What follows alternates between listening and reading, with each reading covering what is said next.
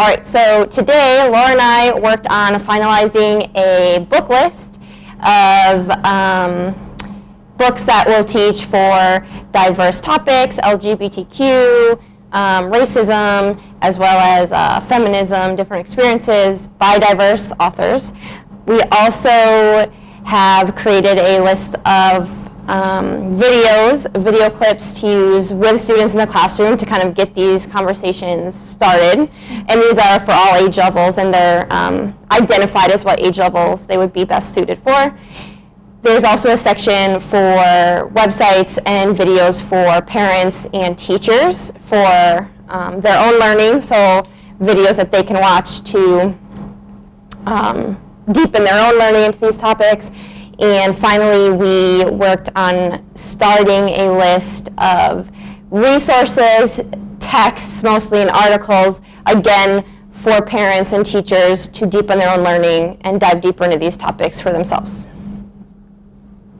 And after all of the work that we've been doing this week, I'm left feeling really inspired and motivated and interested in continuing this work and continuing my own learning. And Kendra, as a result of my work. And as a result of our work, I also feel excited about all the opportunities ahead of us, and excited also about implementing some of these strategies that we've come up with, because it's work that we've already done that we can use as well. Mm-hmm.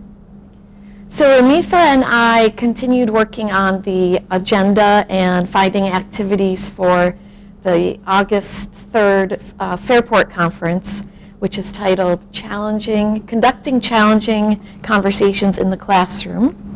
So we are working on agenda items, rules of communication, and I'm thinking about the task force that I'm on. This is hopefully going to model for participants student contract aspects. We are also considering some sort of emotional centering that we talked about yesterday with Shannon, team building, and also from Shannon that we learned yesterday, perhaps the idea of the racial autobiography, just to get started.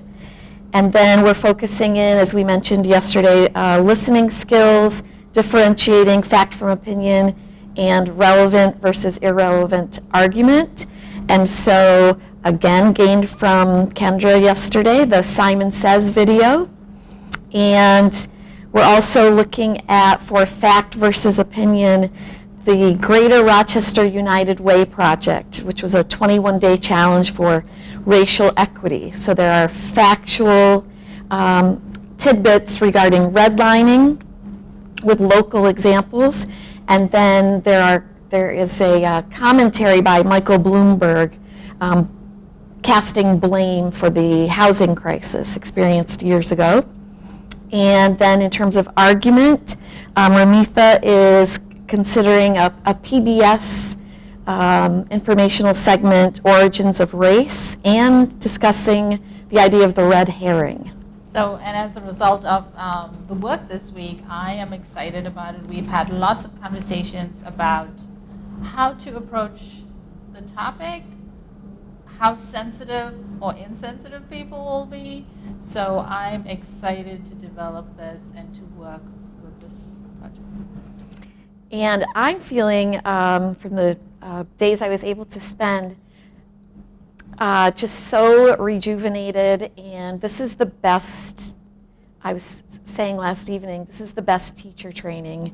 I think Don knows that probably a handful of years ago, I almost left the profession because I was just so demoralized by all the testing.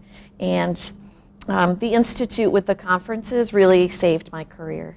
So I'm so excited to be now taking this next step with colleagues right in my home school with these difficult conversations.